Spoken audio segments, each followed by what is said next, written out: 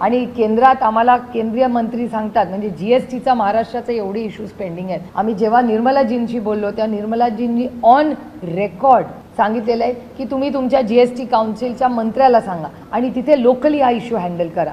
आता लोकली जर सगळे जीएसटी काउन्सिलला, आम्हाला तर अधिकार नाही. जीएसटी काउन्सिलला फक्त आणि फक्त त्या राज्याच्या फायनान्स मिनिस्टरला जायचा आणि बोलायचा अधिकार असतो. आणि जर तिथे सेक्रेटरी गेला तर सेक्रेटरी बोलू शकत नाही. जीएसटी काउन्सिलचा कायदाच असा आहे की ओनली मिनिस्टर कॅन स्पीक. आता मला जर शेतीचा प्रश्न असतील जिथे जीएसटी एवढा वाढवून ठेवला, मी निर्मलाजींना मागणी केली. निर्मलाजींनी मला उत्तर ऑन रेकॉर्ड माझं नाव घेऊन फ्लोअर ऑफ द हाऊसवर सांगितलं की तुम्ही जाऊन तुमच्या फायनान्स मिनिस्टरला पत्र लिहा आणि मागणी करा. माझी काहीच हरकत नाही आहे, पण त्याच्यासाठी महाराष्ट्राच्या फायनान्स मिनिस्टरनी जीएसटी काउन्सिलच्या प्रत्येक मीटिंगला गेलं पाहिजे.